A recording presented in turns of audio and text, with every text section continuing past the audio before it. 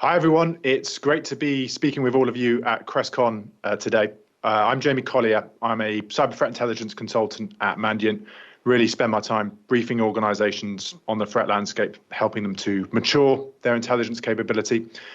And today we're going to be talking about feedback, which in some ways is the Oliver Twist of the intelligence lifecycle. It's the part of the intelligence lifecycle that is too often neglected and ignored. So we think this is really important and that there are massive opportunities to actually improve our CTI capability, the success of our function, if we take this seriously. So I think Rebecca and I, who I'll turn to in a minute, I think we felt we had something to say around feedback and really coming from two angles here. I think, first of all, within Mandiant, we do a lot of work on intelligence capability development, so working directly with organizations to help them mature their CTI capability, and obviously looking at a lot of different feedback process within that, but then also working directly with clients and listening to their concerns. So on that second one, I'll turn to Rebecca to introduce herself. Thanks, Jamie. Good afternoon, everyone. Rebecca Simpson here. I'm a Senior Intelligence Enablement Manager with Mandiant. I've worked with the business for coming on 6 years now. I was the first IEM in EMEA. So I've got a lot of experience of working with intelligence customers, helping them consume intelligence into their organisations, making sure that we collate enough feedback to make sure we're doing a good job. And I've worked with some really small companies, just SOC teams, right up to teams of, some of the world's largest banks, 60 to 70 analysts. So we're hoping today we can really talk through how to really optimise that feedback, get the most out of it. Okay. So essentially, today's agenda, nice and simple. We're going to start with a simple introduction to feedback and why it matters. And then we're going to really get into the depths of optimizing that feedback, how it fits into the intelligence cycle, and more importantly, hopefully some helpful nuggets that you can take away and start implementing yourself. So I'm going to start. As we cover an introduction to feedback, it wouldn't be right to ignore the entire life cycle of intelligence. So I think we're all probably going to be in agreement that security should be very much intelligence-led. So what you see in front of you, these kind of key steps, this is a perfect world. This is the goal. So to start our iterative intelligence process, we'd start by identifying relevant threats. So who's targeted our network in the past? Who's targeted my industry, what threats are active in region, and what threats are targeting other organisations that look like me, our competitors and other people within our industry. Then you're going to take action. So you're going to understand what you need to do about them. So insight into threats in the region and your industry is interesting, but the critical question is how do we leverage intel to improve security outcomes and make our lives easier in protecting our organisations? So things like understanding what vulnerabilities to patch first, what security controls are going to be the most effective, and amidst all the noise of different threats and different vendors offering many different solutions, if we know how relevant threats operate, then we can really focus on these areas. So from there, we've got a solid base to build out a threat profile of what's important to the business. And with that come intelligence requirements, which calls for analysis of all topical threats. And then the next slide, that's where we start to build out our intelligence lifecycle. So these can look slightly different to every business. This is kind of how we operate. This is kind of a standard life cycle of a process. So this is supposed to be an iterative workflow that we do again and again with the intention of improving each time. So it would be all too easy to assume that the intelligence cycle concludes once you've disseminated your report. It's gone out, that's great, close it off, tick the box. But that isn't the case. It should launch the start of a new iterative improvement cycle in which processes and understanding of what is required develop over time. And this is precisely why the CTI process is framed as a cycle. Gathering feedback isn't the end of a journey, but instigates the direction of travel for future intelligence products. So for collection and analysis, some organisations are going to lean on a vendor or partner there. So you might be a government department, you'll have your own analysts, but you'll probably be relying on your security services or cybersecurity centres. So we place a lot of trust in our partners, vendors and analysts. So Jamie and I both thought the reason we actually wrote a blog on this, and we thought this is quite an overlooked part of a cycle, and it's perhaps a little bit too abstract. So although you get a nice overview, we don't always get too serious about translating this conceptual flow into a pragmatic discussion about what it looks like. So we wanted to really delve into that feedback area. So let's start with the basics, feedback. At the end of the day, it's imperative to know if your stakeholders are satisfied. Are they going to come back? Whether it's internal or a vendor using you, they are not going to come back if they're not satisfied. So it's arguably the most important part. And it's that final step, the last chance to ensure you've closed out the process properly. It also determines where you're going to go next. Are you going to improve or change your processes? Are you on the right track? Do you need to do more of the same? And the types of feedback differ between structured and unstructured. And on the next slide, we're going to look at that a little bit more. So feedback comes in a lot of forms. We've dealt with many different types, and it quite often will determine on the recipient. So you might prefer a face-to-face discussion. You might want to just meet someone for a coffee if it's someone you know really well and just get their feedback, delve into it a little bit more. If it's an executive, you might want to do a formal questionnaire or an interview, something like that.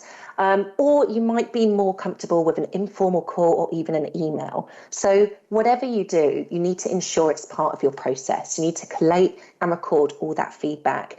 And what a lot of businesses can do is bake it into your review process. So if you have analysts coming up to time of renewal, start collating the feedback that they've had and make that part of what you review. Thanks, Rebecca. And I think, as Rebecca mentioned, the last part of this talk, and really where we want to focus, is on how to optimize this process. So if we're going to get beyond that intelligence lifecycle, beyond that high-level flow, we want to actually get into, well, how do we go about doing this? How do we go about improving that?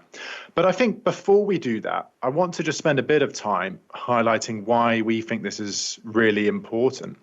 And I think that's particularly prescient right now. I think we're all operating in, resource-constrained environments. I think right now, often having to ask questions, within a lot of industries, how to maximize limited resource. And that means if we're going to be talking about improving feedback, having new process, we have to be really clear about the fact that this comes at an obvious opportunity cost, right? So we need to make sure that this is pragmatic, that it's actually going to improve cybersecurity outcomes, it's going to improve that threat intelligence function. And I think at times within threat intelligence, we're guilty of not asking those pragmatic questions. I've seen a lot of talks on analytical techniques or bias. Of course, these are all really important topics. We want to be aware of them.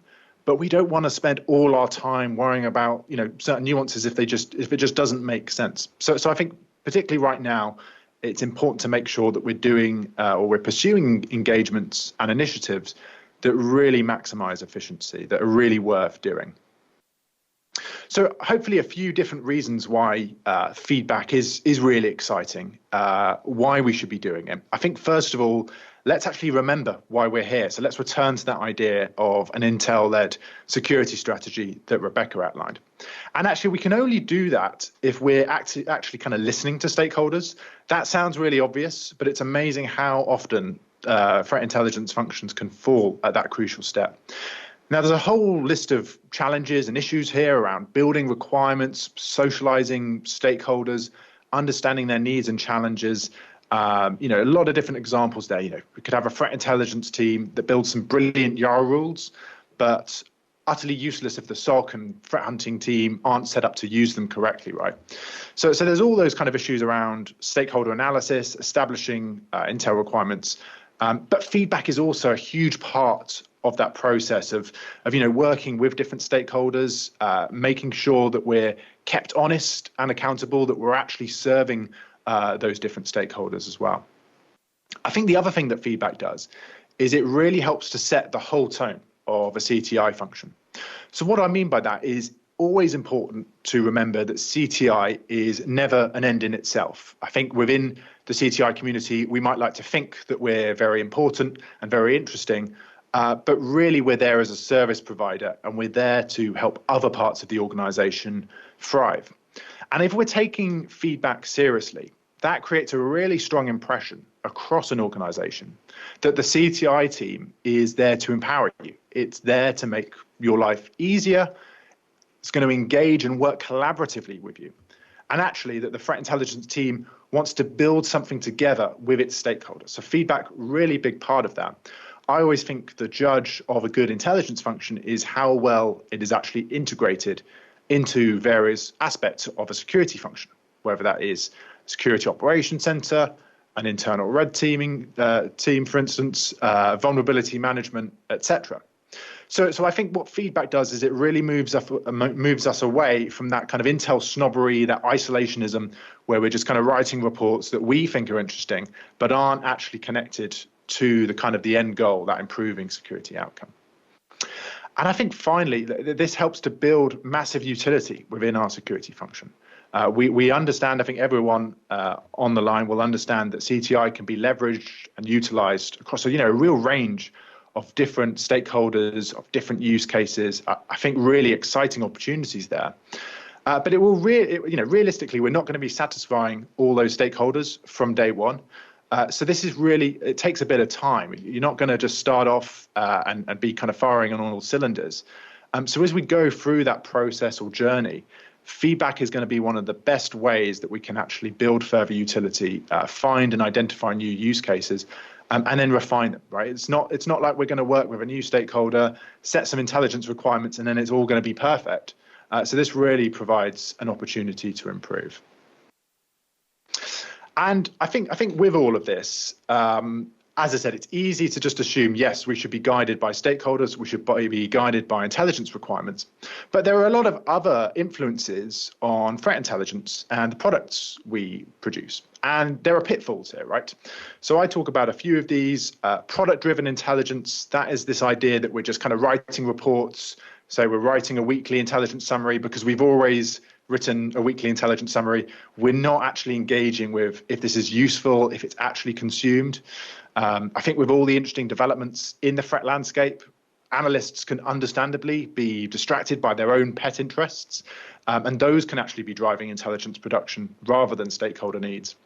And of course, although it's going to be really important that CTI teams help to navigate stakeholders through breaking news and developments, they should avoid kind of rushing between stories like a headless chicken without a clear strategy actually underpinning those efforts. So I think the point here is if we're collecting feedback, we can actually avoid a lot of these pitfalls. And again, a lot of this links back to that idea of a requirements-driven approach. But the crucial message here is that feedback is a really important part of that. And as I mentioned at the start of the call, I'm a threat intelligence consultant, and I used to be a threat intelligence analyst. And if there's one thing that shows that I've turned into a consultant, it is my tendency to now use kind of flashy or perhaps kind of surface level management diagrams like the ones you're looking on the screen. But this is from Andrew Grover, who wrote the book High Output Management.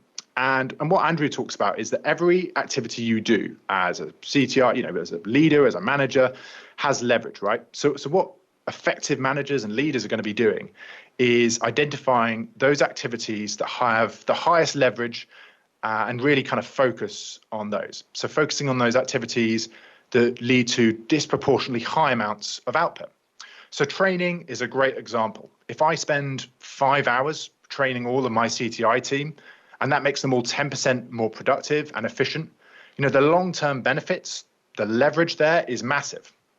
On the other hand, if we have to do some of those ghastly mandatory training videos that come around once a year, that's not leading to a huge amount of output. It's not kind of having a huge amount of benefit necessarily. So high leverage activities, those that have lasting impact, that have scale, they affect a lot of people, they affect, perhaps a whole business unit. And what I'm going to argue today is that feedback has massive leverage. If we can spend a little bit of time, none of this is crazy. A lot of this is just bringing it back to the basics. But if we can get a feedback program up and running, we can identify how to improve, how to maximize efficiency. We can build up credibility as a CTI function. We can really increase the number of use cases. Some massive opportunities here with, I think, relatively little work. So with that, hopefully we've got you all excited about the opportunities of thinking more seriously about feedback, I'm going to turn back to Rebecca to kick us off in terms of how we can actually optimize, how we can do this in an actionable way. Thanks, Jamie. So if we start with the first slide, somewhere my life mantra, always start with the positives. So I think, we all know when you get good feedback, when you get a glowing review, it's a big morale booster. So I think for the teams, it's really important to celebrate those wins, no matter how big or small they are. It's also a big pointer to knowing what success looks like. So more of that, great, that's brilliant. It enables proactiveness, which is really important. So we all know it's a bit of a motivator. The teams are going to feel more fired up to do more of the same. And hopefully they'll think, as they start to get that good feedback from a vendor or a client or someone, a stakeholder within the same business, they'll start to think, well, if this is the kind of route that they get interested in, maybe I could start to be proactive. Maybe I could start pointing towards some areas that maybe they hadn't thought about. And I, as an analyst, to think that they should be interested or they should be focusing on. So it's, coming back to that whole trusted advisor piece, it's really important to be seen as that in a vendor's point of view. Lastly, on a more internal point, if you're consistently getting good feedback from customers or internal stakeholders, whoever it may be, it's important to collate and document that because it helps with things like internal headcount. If you're struggling as a team and you're getting more and more good reviews, you're getting more and more workload, that's a really good ROI proof to say, look, people are loving our work, we need to grow the team out. So you can take that back to your internal stakeholders and say, look, we need to grow the team. So really, really good points of proving a good track record on that. Pushing that even more forward, it's so important to create a culture that thrives on feedback. So once, get people into the mentality that once a job's done, once that report is disseminated, feedback is an essential component of that workflow. It's not just an optional extra. Now, on the other side, reports are hard work. If anyone's been on the analytical side of things, your blood, sweat and tears goes into those products. So criticism can, of course, be taken personally. And it has been seen that, analysts might try to avoid it if it's negative, or it might demotivate them, might, knock their confidence and so forth. So it's really important to see that what pleases one person might not please another. Different stakeholders have different needs, and feedback you get from one person might be different to another. And Jamie's going to talk in this a little bit more detail about, whether it's a more tactical need or a strategic need. So it's really important to filter out the sort of more irrelevant feedback, and not just because of your own bias as well. And feedback should always be treated as important and positive. Even, constructive criticism is always positive. It's a way to evolve, it's a way to grow, and it's a way to really knuckle down on your trade craft. And it's important to identify how intelligence products can improve without the fear that this might create, a red mark when it comes to performance reviews and so forth. It shouldn't be seen as a negative. Okay. Thanks, Rebecca. And I think the next point really want to emphasize is that this should be seen as a bit of a practice, right? So what I mean by that is that if feedback is only provided on a kind of limited or an ad hoc basis, maybe if we do a kind of one end of year review, then organizations and CTI functions, really risk stunting their growth. So I think second point here, routine and practice really trump those heroic gestures. This doesn't need to be a big piece of work. It doesn't need to be some 40-page PDF with extensive interviews. I think it's almost better to see this as little and often, and I think critically see it as an opportunity. This is a surefire ticket to making the CTI function better, to improve quality, to know what sort of reports to replicate, to gain budget, as Rebecca kind of mentioned. So ideally, it should be as regular as possible, as easy as possible. And that really means two things, I think. I think, first of all, it's thinking about the mechanisms where intelligence consumers can actually easily and conveniently provide feedback. So thinking about how we're collecting that feedback. But then we can also think about, well, as a CTI function, whether as a vendor or an internal team, how can I actually adapt? How can I review and assess that feedback? How am I going to put that feedback into action? We could almost think of feedback as its own life cycle, right? Where we're collecting feedback, we're assessing, reviewing it, we're kind of, integrating it, etc. So if we turn to that first point around integration for stakeholders that are going to be providing feedback, a few different kind of components to consider there. I think first of all, cadence. How often are we going to be looking for feedback? How do we kind of make this, how do we balance some trade-offs there that I'll speak about in a minute? But also the process. So how are we actually going to do this? Is it going to be through survey forms? Are we going to email those out? Are they going to be available at the end of a threat intelligence report? So how can we actually integrate it into different workflows? Do we have certain monthly or quarterly reviews or processes where we can kind of bolt on a feedback session as part of that, right? And I think critically, it's really important for us to be clear here that this doesn't need to be perfect. I think it's easy. It kind of goes back to some of those points around analytical techniques and bias. It's easy for us within a CTI conference to sit here and say, you should be doing all of these things. But maybe it doesn't always work like that in practice. Maybe we're really busy and we're working from home. We've got a screaming baby in the background and things go wrong, right? So there's all of those considerations. I think what we're really talking about here is just having a process in place and starting to think about that. But as I said, the second thing here is that feedback's really got to be taken seriously by a CTI team. It's not just, maybe some stakeholders will provide feedback, maybe they won't. Hopefully they click on the link, right? We want to be active. We want to be proactive, in fact, in soliciting feedback. But then I think even more critically, reviewing and actually implementing that feedback. So that should be integrated into our workflows as a CTI team as well. That means often setting aside, dedicated time to review and engage with that feedback coming in. And communication, really important here. We often miss this fact, but we want to get back to stakeholders. If they're just providing feedback, if they're clicking on those links at the end of a threat intelligence report, and all of that feedback is kind of going into the ether, and they don't quite know if is it being implemented, etc., then that's going to really, it's not going to encourage people to provide feedback again. So I think we want to get back to stakeholders. Thanks for providing that feedback. We hear you. This is what we plan to change in the long term. Or maybe it's, we hear you. Actually, some of your suggestions aren't going to be realistic, but this is why, and this is what we're going to try and do as a kind of compromise, right? So different ways to do it, but I think that communicating back, really important. And when we think specifically about stakeholders providing feedback, we want to think about levels of friction in that feedback process and ideally find ways to reduce it. So I like to give the example within airports, if we can actually remember what airports were like when we were trusted outside of our homes. But there's that smiley face after the security line where you can just tap a smiley face and either it's smiling if you've had a positive experience, or kind of neutral, or a sad face if you've had a long wait perhaps.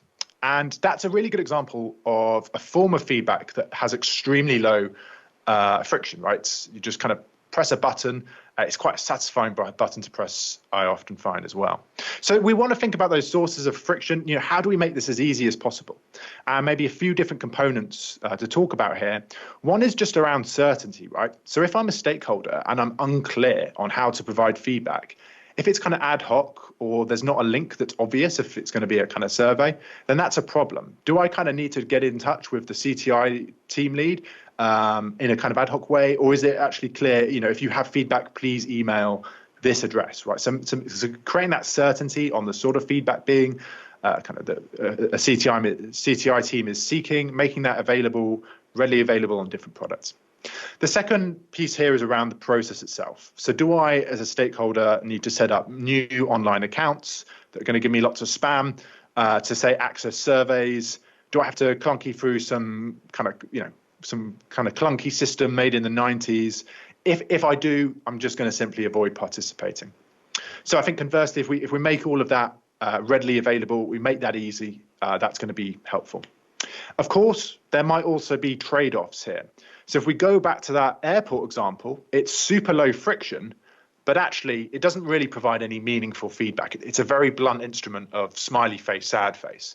The skeptic in me actually wonders, is it more of an illusion so that you as a, going through the airport think that the airport care about your experience? Well, maybe they actually don't, but we'll save those sorts of questions for another day, perhaps. But I think that critically here is, potentially if we make feedback really easy, if it's just going to be clicking multiple choice links, we might not get the level of detail that we're really looking for. So there's a little bit of a trade-off to navigate there between lowering friction and the depth and quality of feedback. But I think, it's a very individual question for each team. I think there are some happy compromises, maybe having a few multiple choice options, and then maybe an optional section to provide more in-depth feedback or something like that. But I think it's worth at least thinking about those sorts of areas. Finally, and I think this is something that is just so often forgotten, is that feedback can and should be a two-way process. So I think with all the encouraging progress made across the CTI industry, and we've got the likes of CTIPS and CRESTCon, all of these kind of industry bodies emerging in recent years, it's easy to forget this is still actually quite new. It's a new function for many organizations. And that means that a lot of cybersecurity teams will have only recently introduced CTI. They might even be yet to do so. And by extension, that means that a lot of individuals won't really get intelligence. They might even misunderstand it or even have kind of preconceived notions on what it is or isn't. You might get a CISO that just thinks, oh, threat intelligence is just a list of indicators, or it's just the kind of pew map that I think we all enjoy laughing at, right? But I think that means it's actually really essential to educate stakeholders about the contribution, the potential of threat intelligence. I think it's really exciting times to actually be able to guide individuals through all of that. But actually, with that, we also want to be providing feedback and actually a bit of kind of constructive critique if those different stakeholders aren't necessarily leveraging intelligence in the best sort of ways. And that's because no one understands the value, the potential, the opportunities of threat intelligence more than CTI personnel themselves. And so I think we can play an active role in kind of assessing a broader security function's ability to consume and leverage feedback. I think we've all had these sorts of issues before, right? Where we maybe have to interpret a request for intelligence that is worded in a not particularly useful way. And we've got to certainly be diplomatic in suggesting those changes. But I think providing feedback in the other direction is really important. Look, I think I won't spend too long going through all of those different use cases. And I think being CREST, we could argue for days about where tactical and operational go, and if there needs to also be a technical layer. I kind of want to move away from that. It's just to point out that, look, there are all of these opportunities, all of these different use cases. And feedback can be part of educating. Obviously, part of this is around stakeholder socialization, gathering intelligence requirements. But, we could go, I've got some examples here, for instance, of strategic use cases. I'm sure most of you here are going to be familiar with these, so I won't go into each of these in depth. But the point is, if we meet new stakeholders, we can guide them through. If we're talking to, say, a CISO or a risk manager, we can talk them to, well, let's have a really interesting conversation about how to integrate intelligence into those risk management frameworks. And maybe look back at, is that being used? Let's actually provide feedback on how that can be improved. So I think a lot of this, as I said, is at the front end of the cycle, but feedback also really important, as it's unlikely to be perfect from the start. This isn't a static exercise where we onboard some new stakeholder on how to use Intel, and then we've nailed it and we can kind of relax, right? This is as Rebecca mentioned, this is iterative, this is continuous, and that's where the feedback piece comes in. And lastly, I think, definitely best till last, I think the human in the loop is extremely underrated in this case. So I think working in CTI, we all know that most products are disseminated in text formats, PDFs, emails, Word documents, intelligence portals, and the human touch really, really helps to build that relationship out. That's where you're going to start building the rapport and understanding their needs and understanding their future needs sometimes before they do. It's really building that mutual understanding and understanding their requirements. And that really helps you to build a picture of how they might like to provide feedback. We've all dealt with specific people that prefer to work in a back cave, all the lights out, just on their own, and you're not going to call them. They're just going to want to speak to you by email. Whereas, other people, some of the CISOs I deal with, will want me to call every week to get more, more feedback for them. So it's about building a community on welcoming suggestions for improvement and new ideas, but also not overstepping the mark. So, if someone doesn't want to be particularly forthcoming with specific feedback, don't push them. Wait until you build that relationship up and understand it. And then you'll really see more positive outcomes come out of that. It can lead to many different areas. You do become that trusted advisor where more and more comes from it. You get a much better, fruitful relationship in the end. So never underestimate human in the loop. And Rebecca, I guess on that, I think clearly a lot of the conversation so far has been for internal teams and building human relationships, with those other internal teams, the security operations center, et cetera. I'm just interested in terms of, I'm sure a lot of people participating today will be on the vendor side, like us at Mandiant. So just be interested to know, with that kind of human side, with that stakeholder engagement, gathering feedback, how do we kind of go around that, in terms of or what would you advise from a kind of vendor perspective in terms of baking that in from the kind of vendor client rather than the internal dynamic? So it's a really interesting point, and where you have, different roles built out in terms of cyber threat intelligence, we have different roles in terms of looking after the customer. So, for example, myself, from an engagement point of view, I'm going to be having very general, often cadence calls with my customers, which I agree, firstly, how they want them to happen. Some of my customers prefer email, some prefer calls. And that's much more broader feedback, about the service, but I'll talk through some of their recent products that they've been sent and so forth to really check that they're happy with those. But we also have properly baked into our process quite a hardcore way to collate feedback at the analytical level as well. So every analyst, every time they work on something, we send out an automated survey response. So every time a customer receives a product from us, they will have to fill out their feedback. And I think, sometimes you do get customers that are just going to delete the survey, but I think having that added extra of an actual human, back to human in the loop, following up with them and saying, look, did you see it? Is there anything? I think a really key thing to point out is sometimes customers think they won't be heard. They just, not necessarily because it's a negative view of us, but they just think that it's so big what we do, they're not going to care what so-and-so thinks from someone's SOC. And I actually had a really interesting scenario with a customer a little while back who headed up a financial services intelligence service. And he brought up a couple of really good points. And I said, well, how come you've never fed this back before? And he actually said, I'm sure you're not going to care what little old me is saying. And I said, no, document it down, put it in an email so it's in your words. And then in our next product release, we actually made one of the changes, and it made our relationship just soar because he was so impressed that we'd really taken on board. And of course, that's not going to happen with everything they always say. We all know that. But I think it's really, really important to different parts of the business. Make sure you're collating that feedback in different ways from customers. That's brilliant. Thanks, Rebecca. So I just want to finish on a few closing thoughts. I think, first of all, don't let feedback be the Oliver Twist of the intelligence lifecycle, the neglected part that's just not really given adequate attention. Let's adopt feedback. Let's take it really seriously. Let's give it the love and care that it deserves. And I think critically, I don't think anything we've said here is particularly novel or particularly groundbreaking. Actually, optimizing feedback is really straightforward. This isn't going to be too complicated. There's not loads of different steps and processes involved. I think we can actually get this off the ground, and we can go from kind of just doing it in an ad hoc way to just really kind of ramping up our seriousness without a massive amount of resource put in. So that's why I talk about it as a high leverage activity, if you can all forgive the consultant speak for a minute there. I think clearly this applies to both internal CTI functions and vendors. I think we've kind of talked about both sides of that, but I think it's worth reflecting on maybe some of the nuances there and how we navigate those. And clearly for anyone participating, it's just thinking about your own use case there.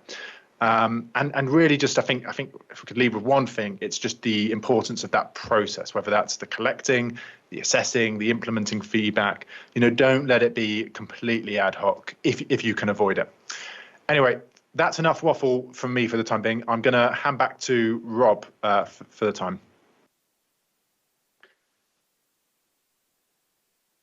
Jamie, Awesome. Thank you very much. I simply don't know where to start. There's so many lessons and so many value insights for that. So thank you both. Right. First of all, I have discovered, and I'm going to inflict this all on you, that on my system I have a way of asking a poll. I'm probably going to break everything. I hope not. So expect a poll inbound for you all in a second. Just whilst I learn how to do that properly, the first question from the audience is, could you tell us a bit about what kind of conversations analysts can do at the beginning of an intelligence cycle to make sure that by the time the feedback comes, it is a constructive conversation? Yeah, I mean, I think for me, there's a few things there. I think first of all, it's making sure that the process, all the boring stuff, right, that all works well, and it's the logistics are in place. I think to actually get that kind of that positive feedback at the end in terms of constructive, right, it doesn't mean it's necessarily positive in terms of everything was brilliant. I think it's actually guiding stakeholders, individuals through why we're doing this. So the kind of the why rather than the how. I think if stakeholders understand that this is actually a part of the whole workflow, that feedback is there to actually improve, it's there to be kind of iterative, and actually it's a two-way process. If they kind of understand that it's all being taken seriously, that there's a kind of purpose behind it, I think then you're going to see individuals that are going to be willing to participate. If it's just that there's a feedback link at the end of an Intel report and it's not really discussed, it's, oh yeah, leave some feedback if you want. I think that's maybe where you're not going to get that kind of active participation. Okay, great. Anything from you on that one, Rebecca? No, echo exactly what Jamie said. Okay, good. Thanks for that. I mean, certainly for me, the feedback and review part of the intelligence cycle, I also agree, is generally undervalued. Looking at the poll, so far everyone thinks they're automatic. I can tell you, having done a tremendous amount of cyber threat intelligence maturity assessments for financial services organizations in particular, I'm not quite convinced on the answers on this poll. I also find it's fantastic at refining the question as well, especially on those big long-term questions that you're always trying to ask, and also at identifying intelligence gaps. Feeding that back into the intelligence collection plan is quite a powerful thing. I think one area that a lot of people struggle with is cadence, more so when you're an internal team. So the question, I suppose, for you guys is, if you are an internal CTI analyst within a security operations centers, and you are doing kind of the standard, what you call product intelligence at the beginning, Jamie, weekly digests, monthly reports or monthly dashboards, threat assessment updates, threat alerts, those sort of things, they become kind of part of your normal battle rhythm. What's your suggestions around how often you should be getting feedback on those products, and from whom as well? Well, I think Rebecca has probably got more experience in terms of that kind of, that regular interaction. So I'll defer to you, Rebecca. Yeah, absolutely. So in terms of recurring products, I'd personally, depending on how often they are, so let's say we've got a customer that has an annual, a quarterly and a monthly, for example, I think monthly is usually pretty spot on for general recurring, as long as you feel like you're capturing. And in terms of if it's internal, it depends who the recipients are. So if these are products that are going right up to the CISO, or if they're just threat alerts that are going to the internal team, that would depend on who you would want in those cadence calls. So you might want, I know a lot of my customers with internal teams, for example, they will have daily or weekly updates to check, what are we reporting back? What do we need for our threat alerts? Are we ahead of a curve? Is there anything we're missing? But then with the more senior stakeholders that are just reading sort of the high level executive summaries, they might have a less, maybe once a month or even once a quarter. So as long as you feel like you're getting the relevant feedback, you'll be able to determine it. And especially when you need to follow kind of the stakeholders' lead on that. I think it can also depend on the stage of the conversation, right? So one thing we always advise to new functions is, try and focus on one report, one kind of product that's going to be really important, and make that great. And that sort of thing, or maybe working with a new stakeholder, new use case, new requirement, there might be quite a lot of discussions on that product in the first opening weeks. And then you might, over time, start to get into a bit of a rhythm, understand each other better, and then maybe feedback can be a bit less regular. Okay. Just remind you, there is a poll up there. We've only got 5 people that have responded so far, so I'm going to keep it open a little bit longer because I think there'll be some interesting insights in there. In terms of something you mentioned at the beginning, which was sometimes you feel that you have to justify the value of CTI as well, as do a lot of different capabilities within security, full stop, but certainly CTI of late. What do you think are the most important metrics that could potentially be gathered that show, not only that the CTI capability is doing a good job, but actually it's providing real value? And can you include that in the feedback and review loop and not just concentrate on, did you like it? What are the sort of questions, what are the sort of metrics should they really be getting? Yeah, I mean, I think it's a really interesting question. I think it's certainly a headache for a lot of CTI teams because obviously a lot of the ROI is proving negatives. It's proving, things didn't happen that otherwise would. I think for me, it's probably more not focusing on those counterfactuals. It's more focusing on the decisions that were made. So, can we focus, say, really specifically on something like threat hunting? Can we talk about how maybe we were doing that in an ad hoc way and then threat intelligence was really able to guide that process, getting into some of the nuts and bolts of how that process was actually changed when it became intelligence led. So I think some of it is actually more on what we did as a team, as an internal function off the back of the intelligence rather than what we prevented, etc. Okay. Let me just look through these ones as well that we've got. What would be some of the best steps for CTI teams that don't have a good feedback process in place? So how are we going to start this? Day 1, week 1, we know we've got to do better at feedback. We're not doing it as per 20% of respondents so far have said. Where do we start? What are the good practices? Where do we go? Yeah, I would actually echo some of the earlier comments I made on the first question. A lot of this is just boring stuff. It's the logistics. It's setting up the Google survey. It's all of that sort of stuff. But then I think the other point, I won't kind of go into in too much depth, as I already mentioned it, but it's just that real engagement, making sure different stakeholders really understand the why as well as the how. Okay. And this might come back to some of the comments you were making earlier, Rebecca. Especially as, we are both consultants as well. We do things like CBEST engagements and Tiger engagements, and some of those teams are, not always happy that they're having to go through that type of engagement. Right? There's a lot of pressure there, and they are sometimes generally unwilling and not in the best mood. Not always, CTI is awesome, So those slightly more unwilling stakeholders, how do you go about kind of priming them for this? How do you go about engaging with them and collecting feedback? One of the things I do at the beginning of working with every single client, and I have done for the past 6 years, is really set expectations of how I work. I find it easier to kind of manage. We all know I like to be in control. So to really manage that relationship and set expectations, and I make it really clear that we're only able to evolve and grow. Our intelligence lifecycle is built off our customers. Our requirements are built off our customers' requirements. So unless we're getting feedback from them and we're getting them to be open, because it can be difficult, especially with government customers and so forth, to get them to be open and discuss things with you. But once they understand that, look, your feedback is driving what we do. Like this, see it as your own business. We are an extension of your team and we're going to go out there and do what you'd like us to do. But the more open you can be, help us to help you. And I think setting those expectations early on really help. And especially as, I mentioned the example earlier about the guy that didn't even think he'd be taken seriously. Once they start to see the proof is in the pudding and things will start to change and evolve because of what they're telling you, you do get that trust. They do see you as an extension of a team and they do start to become a lot more open. Okay, that's great.